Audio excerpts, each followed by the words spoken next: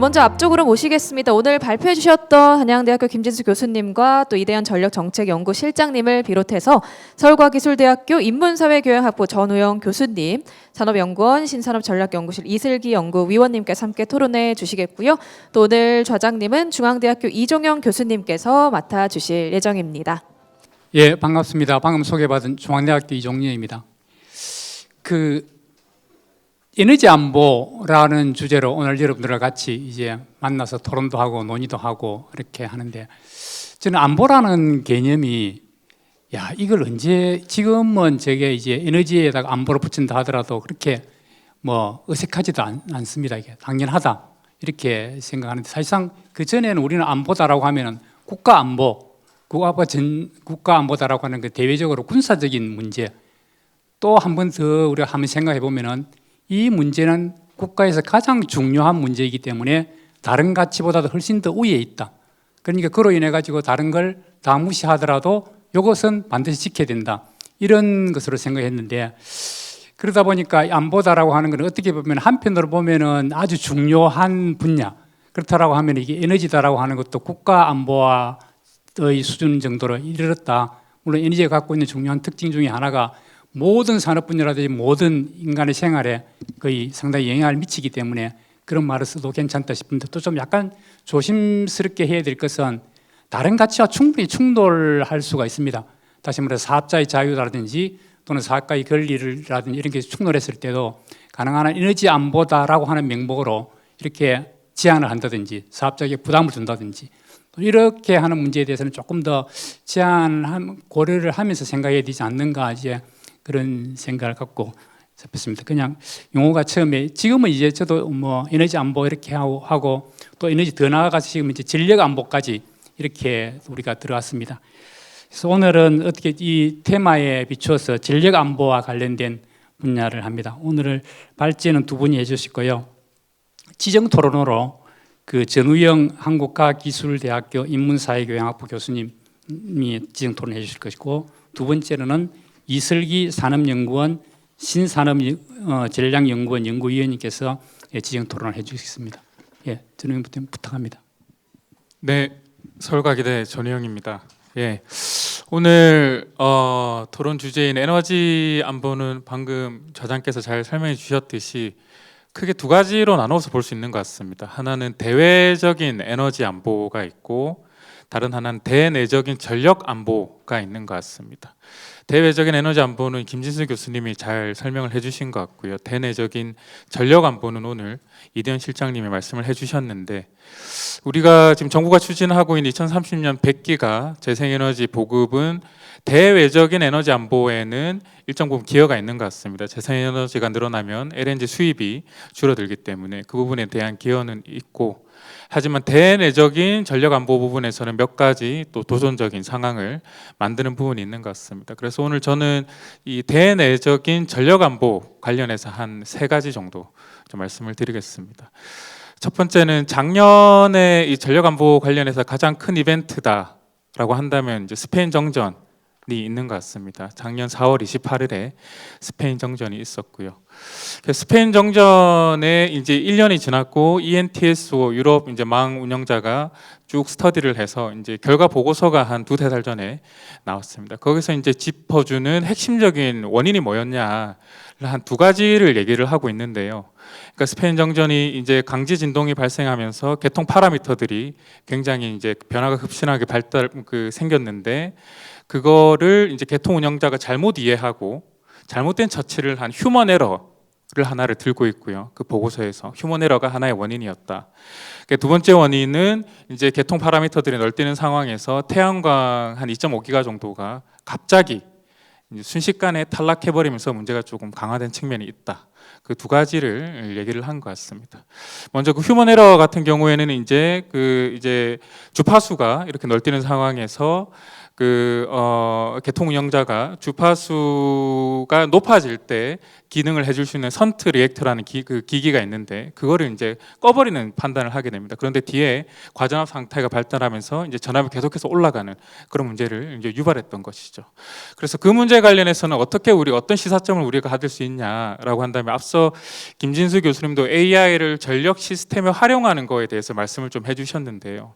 그러니까 전력 시스템이라는 게 파라미터들이 이제 워낙 순식간에 특히 이제 재생에너지 같이 변동성이 강한 자원들이 들어오게 되면 많이 이제 변하기 때문에 그리고 이게 실시간으로 대응을 해주지 않으면 문제가 순식간에 악화될 수 있기 때문에 복합적으로 개통을 보고 실시간으로 대응해 줄 수 있는 그런 시스템이 필요한 것 같습니다. 그걸 인간이 지금 우리나라도 지금은 이제 거래소에서 전문가들이 하고 계신 걸로 알고 있는데 거기 이제 잘못된 휴먼 에러가 끼게 되면 문제가 커질 수 있다.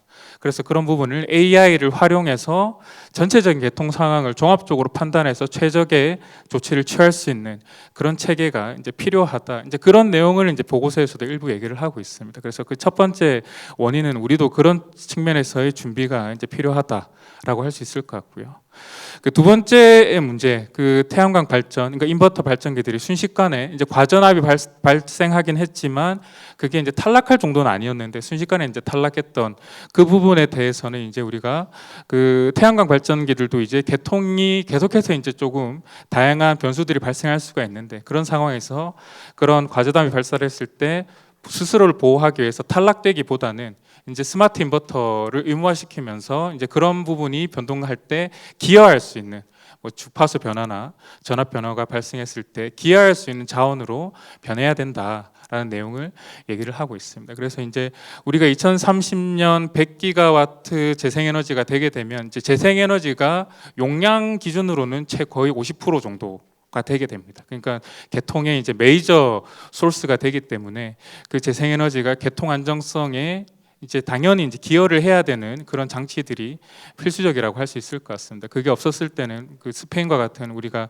굉장히 그 사회적 비용이 많이 발생하는 이벤트가 발생할 수 있기 때문에 그 부분에 재생에너지의 기여를 우리가 좀 고민을 해봐야겠다라는 말씀을 좀 드릴 수 있을 것 같고요. 두 번째는 우리가 그 AIDC 김진수 교수님이 그 AIDC의 그 수요 변동성을 말씀해 주셨는데 이제 그 부분이 전력 안보에 상당한 이제 위협이 되고 있는 것 같습니다. 말씀드렸다시피 그 서플라이 사이드에서 재생에너지의 변동성은 이제 상존하는 문제가 될 건데 거기 플러스 알파로 디맨드 사이드에서 AI 데이터 센터가 아까 말씀하셨지만 그 어떤 우리가 전통적인 클라우드 데이터 센터 같은 용량의 클라우드 데이터 센터 대비 AI 데이터 센터는 10배 정도의 변동성이 있다라고 보고서에서 얘기를 하고 있는 것 같습니다. 그러니까 추론 요청이 들어오게 되면 그 GPU들이 병렬적으로 집중적으로 연산을 하고 스탑하고 그런 상황이 반복되게 되면은 15기가 뭐 단위 아까 전에 말씀하셨는데 그 정도의 변동성이 순간적으로 이제 발생하는 상황이 많이 이제 발생할 수 있는 것이죠. 이제 그렇게 되면 그게 이제 어떤 서플라이 사이드의 변동성과 결합됐을 때는 또 다른 우리가 예상하지 못하는 개통의 어떤 안정성에 큰 위협이 발생할 수 있기 때문에 그런 부분을 이제 보완할 수 있는 설비들, 이게 기본적으로 우리가 관성이 점점 약해질 텐데 개통에 그런 어떤 스파이크 그런 샤악이 왔을 때 그걸 빠르게 감쇄, 댐핑해 줄 수 있는 자원들, 뭐 동기조산기나 ESS나 뭐 스태콤이나 오늘 말씀하셨는데요. 그런 장비들에 대한 보강을 이제 좀 고민을 이제 본격적으로 해야 되는 시기가 아닌가라는 생각이 들고요. 세 번째는 조금 다른 관점에서 이제 신뢰도 기준에 대한 좀 합리적인 기준을 좀 말씀을 드리고 싶습니다. 그러니까 우리가 말씀드렸다시피 이제 개통의 상황이 점점 난이도가 높아진다. 개통에 재생에너지가 들어오면 들어올수록 소위 말하는 개통 운영자는 훨씬 더 이제 긴장을 하게 되는 거죠. 어떤 변수가 발생할지 모르기 때문에. 그럼 개통 운영자는 더욱 더 보수적으로 할 수밖에 없습니다. 그러니까 사건이 터졌을 때 본인의 책임 소재로 돌아오기 때문에 더 보수적으로 더 많은 자원을 스탠바이 시키고 더 망을 타이트하게 운영하고 이제 그런 그 방향성으로 갈 수밖에 없다. 하지만 잘 아시다시피 지금 우리나라 전력 시스템의 가장 지금 병목이 이제 망 문제인데요. 망 혼잡 때문에 전력 공급 비용도 올라가고 있고 재생에너지도 보급이 더디고 있고 그러니까 에너지 전환도 이루어지지 않고 있는 그런 측면이 있습니다. 그래서 이거를 너무 보수적으로 할 경우에는 이런 전력 시스템의 효율성 이 훼손된다. 그러니까 안정성과 효율성이 충돌하고 있는 상황, 혹은 안정성과 에너지 전환, 재생에너지 보급이 이제 충돌하고 있는 상황이 이제 벌어진다라고 할 수가 있을 것 같은데요. 그래서 이 부분에 조율이 필요하다. 그러니까 이게 뭐 말은 쉬운데 뭐 이거를 뭐 따뜻한 아이스 아메리카노를 만들어라 뭐 이런 얘기가 될 수도 있을 것 같은데요. 근데 이 부분에 대한 이제 고민이 필요하고 이제 그거에 대한 뭐 일종의 뭐 참고 자료로 제가 뭐 간단하게 한 2가지 정도 말씀을 드리고 오늘 토론을 마무리를 하고 싶은데요. 그러니까 영국에서 이제 올해 그 레마 영국에서는 계속 이제 전력 시장 개편이 이루어지고 있고 영국도 지금 뭐 영국을 포함한 많은 국가들이 미국도 그렇고 망 문제가 지금 핵심적인 문제로 대두가 되고 있고 영국도 마찬가지인 것 같습니다. 그래서 영국도 이 단기적으로 이 망 문제를 해결하기 위해서 어떤 신뢰도 기준, 그러니까 신뢰도 기준을 시간대별, 계절별 사고의 확률을 다 차등적으로 계산해서 최대한 이거를 우리가 신뢰도를 확보는 하되 좀 효율성을 이야기하는, 그러니까 일종의 이제 안정성 대 효율성을 예를 들어서 이걸 9대1로 가져갔다면 뭐 한 8대2 정도 컴프로마이즈를 하자는 것이죠. 왜냐하면 단기적으로 이 망 문제는 해결이 될 수가 없기 때문에, 물리적인 문제이기 때문에 그걸 이제 조금 해결해 가는 방향으로 하는 게 맞지 않겠냐라는 내용이 이제 보고서에 이제 들어오기 시작하는 것 같습니다. 우리도 이제 그 부분을 좀 생각해 볼 필요가 있는 것 같고요. 그리고 그렇다면 이제 그렇게 하자고 했을 때 바로 이제 그게 실현이 될 거냐, 그렇게 하자고 했을 때 과연 우리 개통 운영자가 그걸 할 수 있을 거냐, 그러니까 우리는 그 체계를 만들어줘야 된다라고 생각을 합니다. 그래서 지금 논의가 되고 있는 이제 전력 감독원 이 만약에 만들어진다면 거기 충분한 인력과 어떤 전문성을 이제 개런티를 해줘서 어떤 신뢰도의 기준, 그리고 개통 운영의 어떤 객관적인 어떤 기준 같은 것을 외부에서 기준을 만들어줘야 된다. 그게 이제 체계적으로 계절별, 우리나라가 이제 N-2 신뢰도 기준을 적용하고 있는데 그게 어떤 산의 어떤 그 산불 발생 확률이나 이런 것을 이제 반영해서 산에 불이 나면 이제 송전망을 못 쓰게 되니까 그런 것들이 이제 반영을 하고 있는데, 그렇다면 계절별로 그런 확률들이, 그런 사건 확률들이 다 다르기 때문에 그런 부분을 조금 더 정밀하게 기준을 세워서 그 기준을 외부에서 세워서 규제 기관에서 세워서 이제 우리 전력 운영 개통 운영자에게 이제 전달한다면 그게 이제 실현이 될 수 있기 때문에, 그리고 개통 운영자에게는 어떤 책임을 묻는 거에 대해서 이제 조금 제한적으로 이제 그 부분에 대해서 면책을 해준다든지 이런 식으로 체계를 가져간다면 그게 실현될 수 있기 때문에 그런 부분, 그러니까 우리가 어떤 전력 안보와 효율성의 밸런스를 조금 좀 새롭게 생각해보는 그런 체계가 필요하지 않나라고 생각을 합니다. 네, 이상입니다. 예, 다음은 이슬기 연구위원님. 네, 안녕하세요. 산업연구원에서 온 이슬기라고 합니다. 오늘 이제 2분 발표자분 그리고 이제 방금 정 교수님께서는 좀 거시적인 차원에서 뭐 지정학 리스크 시대 에너지 안보의 대전환이라는 주제로 좀 그 큰 어떤 원칙이라든지 아니면 환경 변화 같은 것들을 짚어주셨다면, 저는 이제 산업연구원에서 나왔기 때문에 산업에 관한 이야기를 할 건데, 일단 그 문제의식 자체는 이제 토론과 발표해 주신 그거를 기반을 삼아서 산업정책적 관점에서 좀 이야기를 하려고 하고요. 좀 먼저 결론부터 말씀을 드리자면, 일단 전력 안보 같은 것들은 기본적으로 개통 안정성이나 전력 수급의 문제이긴 하지만 이제 전력을 생산하는 설비나 소재 부품을 안정적으로 확보하고 나아가서 그 국내 산업 역량으로 축적하는 그런 문제로 같이 봐야 된다, 이런 말씀을 짧게 드리려고 합니다. 일단 기본적으로 에너지 전환 시대의 전력 안보라고 한다면 거기는 단순하게 전기가 끊기지 않도록 공급하는 능력에 그치는 게 아니고, 이재현 실장님 발표에서 말씀하셨지만 그 AI 데이터 센터가 됐던 반도체 클러스터가 됐건 뭐 전기화가 됐건 뭐 여러 가지 것들이 다 안정적이고 그리고 경제적이고 그다음에 깨끗한 전기를 이제 전력의 공급을 요구를 하고 있습니다.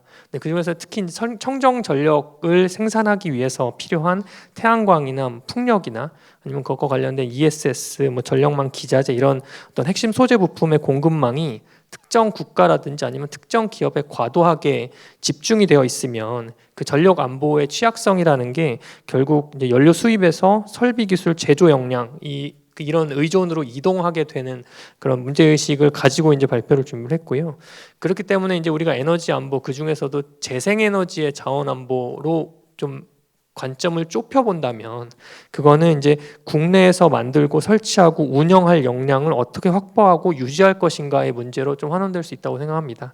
그래서 이 점에서 재생에너지 자원안보 핵심적인 대응이 그 대응 중에서도 국내 산업 육성이 좀 가장 중요한 거라고 제가 오늘 강조를 드리면서 좀 요 지점을 한 세네 가지 정도 좀 포인트에서 짚어보려고 하고 있습니다.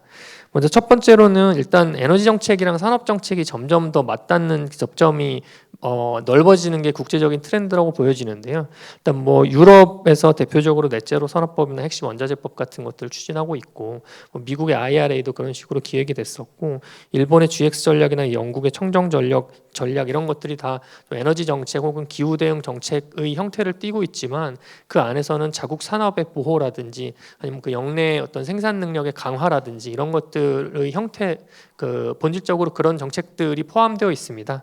그래서 이제 요거를 요약을 하자면 그 주요국들이 에너지 정책을 발전원 믹스나 보급량의 문제로만 보는 게 아니고, 그 어떤 청정 전환에 필요한 설비와 소재 부품은 누가 만들 것인가, 그리고 어떤 공급망에서 조달할 거고, 그 산업 기반을 어떻게 조성을 할 것인가, 이런 것들로 에너지 정책이 점점 더 외연을 넓혀가면서 산업 정책과 만나고 있는 것 같습니다. 그래서 이제 한국의 전략안보 논의도 이런 좀 흐름에서 이해될 필요가 있다는 것이 제가 이제 말씀드리려는 요지의 배경이고요. 재생에너지 같은 경우에는 이게 이제 해외에서 연료를 지속적으로 도입해야 되는 필요성은 없기 때문에 에너지 안보 자산으로 볼 수 있지만, 그 연료 자체는 햇빛이나 바람이 자연적으로 발생을 하지만 그 연료를 에너지로 변환하기 위해 필요한 설비나 기술은 우리가 해외에서 수입을 해야 되는 부분이 있기 때문에요. 그런 면에서 재생에너지 확대가 곧바로 에너지 안보 강화로 이어지는 것은 아니고, 거기에는 이제 좀 국내에서 어떤 좀 생산할 수 있는 능력이 확보가 되는 것이 근본적인 에너지 안보의 강화라고 말씀을 드리고 싶습니다.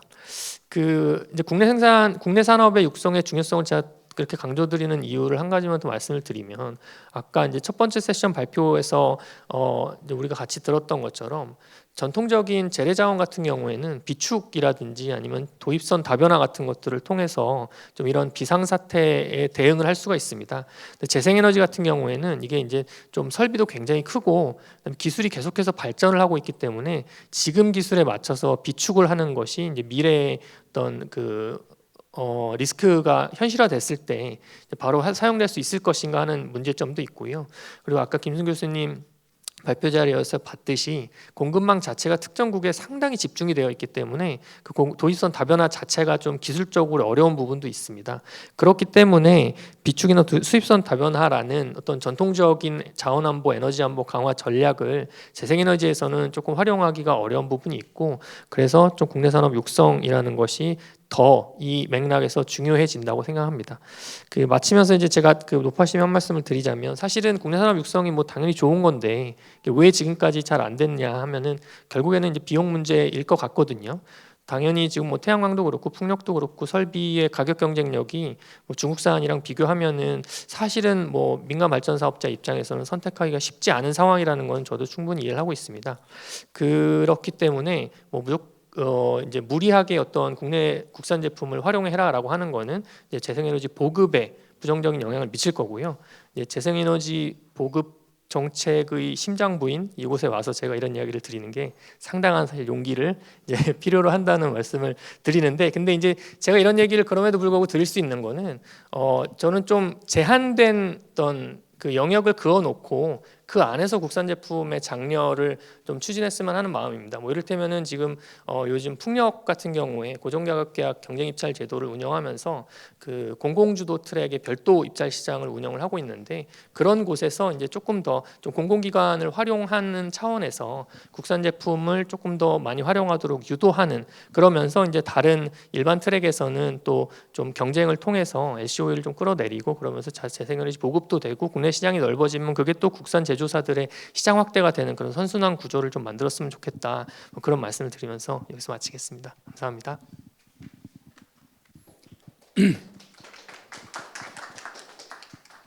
예, 오늘 에너지경제연구원에서 주최하는 그 정책 세미나에서 관심이 상당히 많아가지고 외부에 있는 언론사라든지 또는 안 그러면은 기업이라든지 또는 전문가들이 여러 가지 의견을 줬습니다. 그래서 여러 가지 질문이 지금 뭐 공식적으로 한 42개 정도의 질문이 있어가지고 오늘 이걸 다 저희들이 질문을 하고 답변을 한다 하면은 오늘은 안 끝날 것 같고 아마 한 일주일 정도 걸리지 않겠는가 이런 생각입니다. 그래서 저희들이 축소를 할 수밖에 없습니다. 시간이 원래 프로그램 상에는 4시 10분인데 거의 4시 10분이 다 됐는데요. 제가 사회자로서 최소한 또 한 10분 정도는 조금 더 딜레이 시키겠습니다. 그래서 우선 그 서면으로 질문해 주신 분에 대해서 질문을 제가 추려서 이야기를 하고 그다음에 이제 그게 중복되는 것을 제외하고 이제 프로에서 질문해 주시면 될 것 같습니다. 그 우선 그 이대현 박사님한테 그 이 질문은 에너지신문의 건준범 취재부장님께서 질문해 주신 내용입니다. 전력 안보와 공급망 안정성이 무엇보다 중요해진 시점에서 수도권 중심의 전력 수요 감위를 해소하고 전력망 개통의 가부화를 막기 위해 가장 시급하게 개선되어야 할 법적 제도적 보완책이 있습니까? 라고 하는 거고요. 나중에 모아서 답변해 주시죠. 예. 그 다음에 그 학생인데 서울대학교 석사과정에 있는 양하연 학생이 또 질문을 해주셨고요. 상당히 많이 질문해 주셨는데 지금 기업 쪽에서는 두산포셀의 나재욱 팀장님께서 질문해 주신 내용입니다. 미국과 유럽에서는 AIIDC 확산에 많은 에너지원을 사용하고 있고 특히 타임 투 파워에 적합한 연료전지 활용을 많이 하고 있습니다. 국내에서는 이러한 AIIDC 확충의 경쟁의 시기인데 한전 개통만으로 전력을 받고 있는데 이러한 부분에 대해서 개선할 수 있는 방법이 있는지 연료전지로 대체할 수 있는지 그런 질문의 내용입니다. 이는 나중에 김진수 교수님께서 답변해 주시면 될 것 같습니다. 다음 세 번째로는 그 SK이노베이션 ENS에서 김현수 매니저님께서 질문을 해주신 내용입니다. AI 반도체 산업의 확대로 대규모 산업 전력 수요가 증가하는 상황에서 전력 안보의 관점에서 노후 LNG 발전 설비의 역할을 어떻게 재정의할 필요가 있다고 보시는지 궁금합니다. 특히 산업단지 전력 공급과 개통 안정성 확보를 위해 기존 LNG 설비의 대체 활용 정책이 어떤 방향으로 설계되어야 할지 의견을 듣고 싶습니다. 마지막으로 아까 42개 있는데 그 중에 제가 4개만 선정을 했습니다. 그 중에서 하나가 CNCT 에너지에서 그 김수연 매니저님께서 질문해 주신 내용입니다. 개통 안전을 돕는 지역 기반 전원의 역할이 중요해지고 있는 상황에서 향후 개편될 실시간 지역별 전력 시장 구조에서 이들이 합당한 수익 구조를 보장받을 수 있는 지도들이 충분히 준비되고 있는지 궁금합니다. 라고 하는 건 질문을 2개 해주셨습니다. 하나는 또 전력 안보를 위한 인프라 민간 투자가 적기에 유입될 수 있도록 정부가 투자 리스크를 부담하거나 수익을 보장해 줄 수 있는 제도적 장치의 도입의 가능성이 있는지 궁금합니다. 제가 어떻게 보면 큰 질문을 해주신 4분들의 의견을 제가 모아서 이야기를 했고요. 혹시 제가 질문한 내용 그 위에 추가적으로 이제 프로에 계시는 분 중에 2분만 받겠습니다. 예. 그 먼저 손 드신 분 이야기하시죠. 마이크 들고 이야기해 주시죠. 일단 질문의 기회를 주신 차장님께 감사의 말씀을 드리고 4분 발표 잘 들었습니다. 일단 제목이 에너지 대전환이고요. 에너지 안보인데 대전환이라 하면 아마도 탄소 중립이라는 쪽으로 자연스럽게 연결이 될 것 같고요.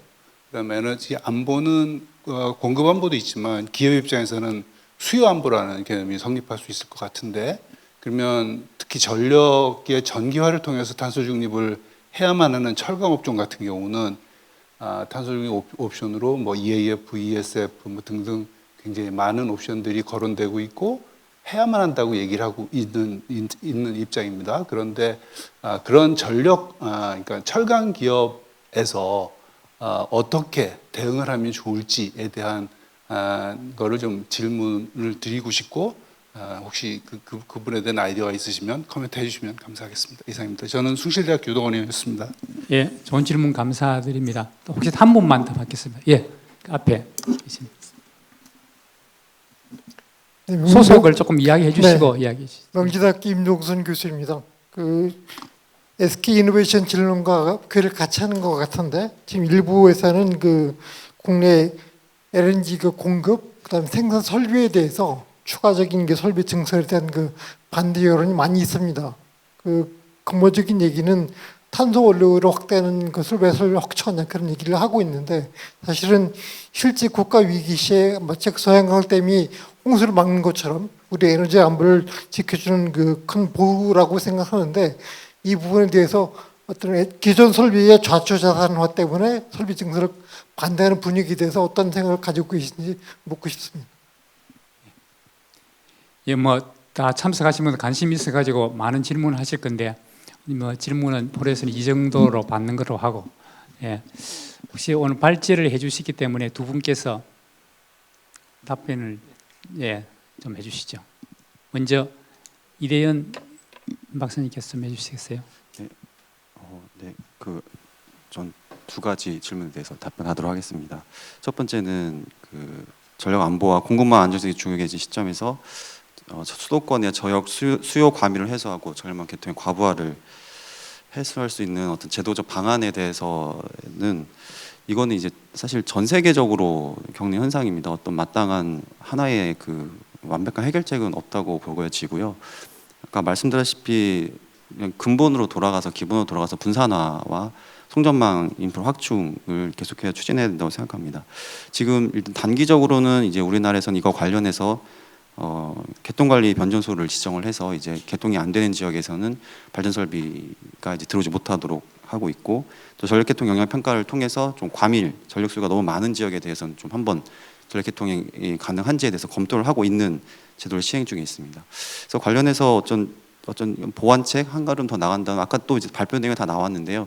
저는 어쨌든 이 가격 중심으로 가격이 이제 설비를 유인하는 방안이 제일 좋은 방안이 아닌가라는 생각이 듭니다. 그래서 지역별 전기 요금제가 좀 합리적으로 잘 설계돼서 도입이 된다면 이제 발전소들은 좀 이제 수요지 인근으로 입지하고 전력 수요 설비들은 좀 발전 설비 인근으로 입지하는 분산화가 제일 이게 잘 이상적인 방안이 아닌가라는 생각이 듭니다. 네, 다음으로는 이제 다음 질문으로 들어온 거는 지역 기반 전원의 어떤 수익성에 대해서 질문이 있었는데요. 어떤 지역 기반 전원이라고 표현하신 거는 어쨌든 지역에서 이제 발전 설비와 수요지 간에 좀 인접해 있어서 좀 개통 부담을 줄일 수 있는 발전소를 말씀하시는 걸로 전 이해를 했습니다.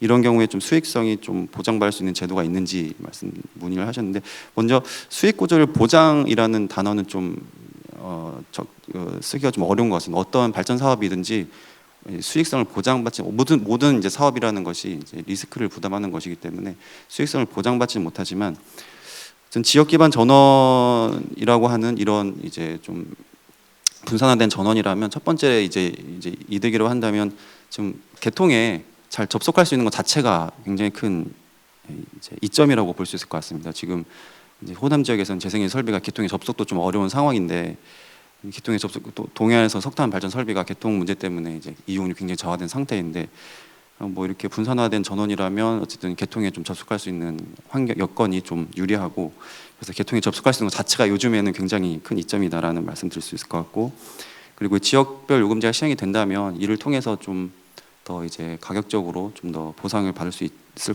수도 있겠다는 생각이 듭니다. 또 마지막으로는 분산 특구가 지금 시행이 됐는데요. 분산 특구안에서는 PPA가 이제 가능하게 됐습니다. 재생에너지라든지 좀 PPA가 된다면 어쨌든 전력 수요자와 이제 수요 설비와 이제 발전 설비가 서로 간의 계획을 통해서 일정한 어쨌든 수익을 받을 수 있기 때문에 분산 특구라는 제도를 통해서 좀 수익성을 좀 확보할 수 있겠다라는 말씀드릴 수 있을 것 같고, 그래서 관련해서 또 인프라에 대한 민간 투자의 수익성에 대해서도 말씀해 주셨는데요. 인프라가 이제 발전 설비를 말씀하시는 건지 이제 송전 설비를 말씀하시는 건지 불분명하지만, 발전 설비 같은 경우는 이미 민간 사업에서 많이 투자를 하고 있기 때문에 이쪽에서는 이미 더 이상 제가 말씀드릴 수 있는 건 없을 것 같고, 송변전 인프라 관련해서는 현재 이제 한전에서 저조적으로 다 하고 있지만 이제 지금 논의되는 것이 민간의 역량을 활용하자 해서 좀 BT 방식, 좀 턴키 방식으로 이제 그 민간 사업자가 설계 인허가 이제 민원 대응까지 다 하고 다 지은 다음에 한전에 소유권을 넘겨주고 이제 그 다음에 돈을 돌려받는 형식으로 하면 좀 어떤 건설 역량이라든지 이제 민원 대응 차원에서 좀 효과가 있을 거라고 생각이 되는데요. 그래서 이런 이제 송변전 설비에 대한 민간 투자는 이런 좀 방식으로 좀 논의가 되고 있고, 저는 개인적으로 지금 BT 방식이 논의되고 있지만 BTL 방식이라는 것도 있습니다. 그래서 좀 국가가 민자 투자 방식으로 해서 국가 소유권으로 해서 이제 민간이 건설하고 이제 리스 형식으로 수익을 창출하는 방안인데, BTL 방식에 대한 논의도 좀 더 이루어지면 수익성 확보 차원에서 좀 도움이 될 것이라고 생각하고 있습니다. 네, 저는 이 정도 하겠습니다. 네, 짧게 말씀드려 보겠습니다. 일단 2030년까지 만약에 데이터 센터 건설한다고 하면 지금 쓸 수 있는 전원 대안은 딱 정해져 있습니다. 왜냐하면 지금 가스터빈 발주해도 절대로 2030년 안에 발전소 못 건설하거든요. 그리고 SMR도 2030년 안에 못 들어오고요. 그럼 쓸 수 있는 대안은 태양광, 배스, 그다음에 연료전지 내지는 가스 엔진입니다. 아니면 소형 가스터빈, 이런 걸로 유연성을 대응할 수 있는 방법밖에 없어서 여기서부터는 이제 선택의 문제입니다. 우리가 AIDC 또는 AI 정책을 조금 더 우선시할 것이냐라고 하면 그런 조금 우리 여러 가지 탄소 중립을 위해서 규제되고 있는 것들을 풀고 전력 공급을 위해서 우선 설비를 공급해야 될 거고요. 그게 아니라 그럼에도 불구하고 우리 탄소 중립 목표를 위해서 가야 되지 않냐라고 하면 전면적인 어떤 가스 설비의 진입을 허용할 것이냐에 대해서 반대할 수밖에 없을 겁니다. 그래서 여기는 저는 선택의 문제라고 보고요. 또 하나는 이러한 선택의 문제이기 때문에 제시해야 될 것 중에 하나는 우리가 예를 들어 가스가 유연성이 좋으니까요. 아무래도 아까 말씀드린 제가 데이터 센터의 초단위 대응은 배터리로 하고 그 이외에 또 유연성 대응을 가스로 하면 어느 정도 유연성 대응은 될 거라고 생각하는데, 그러면 우리가 2040년 내지 이후에 탄소 중립 목표를 어떻게 달성할 수 있습니까에 대한 답을 실제로 가스 하시는 분들이 답을 고민해야 됩니다. 그냥 하자가 아니라. 그래서 저는 그 답을 함께 고민해서 앞으로 어떻게 트랜지션 할 거고, 언제쯤까지 예를 들어 코스트 카펙스를 투자를 하면 그 카펙스를 리커버리 할 거고, 이거에 대한 계획이 있어야 된다고 생각을 하고요. 그래야 많은 이해관계자들을 설득하면서 갈 수 있을 거라고 생각을 합니다. 특히 이게 두 번째 질문이 사실 이제 LNG 설비고, 제가 그거를 답변할 수 없는 지금 활동을 하고 있어서 뭐 직접적으로 답변을 드릴 수는 없지만, 노후 LNG를 어떻게 관리할 것이냐와 그 LNG를 대체할 것이냐는 또 조금 다른 문제입니다. 그래서 LNG 설비를 대체한다고 하더라도 지금 국가의 NDC라는 목표는 결정되어 있기 때문에 그 NDC를 충족시키기 위해서 LNG 설비들이 갖춰가야 할 것들은 무엇인지에 대해서 우리가 답을 함께 고민해야 될 거라고 생각을 하고요. 그냥 뭐 이런 활동들 말고 제 개인의 의견으로 말씀드리자면, 저는 가스는 역할을 해야 된다고 생각을 여전히 합니다. 왜냐하면 우리의 1번 목표는 석탄의 페이즈아웃이 돼야 될 거고요. 그럼 석탄 페이즈아웃 시키고 재생에너지 늘리면서 중간에 그 대응을 뭐로 할 수 있어 라고 하면 사실 다른 대안은 또 없거든요. 그러면 가스의 역할을 그렇게 고민한다고 했을 때 문제는 아까 세 번째 질문해 주신 좌초자산 이슈입니다. 그러니까 뻔히 좌초자산이 될 것으로 예상이 되는데 투자를 하자, 이거는 우리가 또 강력하게 주장을 할 수 없기 때문에, 그럼 자초자산이 되지 않기 위해서 예를 들어 시장의 유연성을 제공하기 위한 또 뭐 어떤 제도를 만들고 거기서 보상을 받게 할 건지, 그러니까 돌리지 않고 실제로 설비를 운영하지 않는 거죠.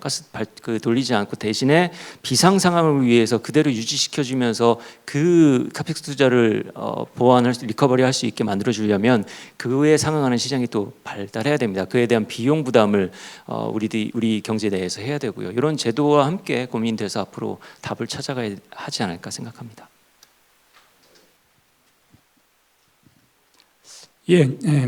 저희들이 약속된 시간이 다 됐어요. 정말 아쉽지만은 오늘 정책 세미나는 이것으로 마치고 사회자에게 마이크를 돌리도록 하겠습니다.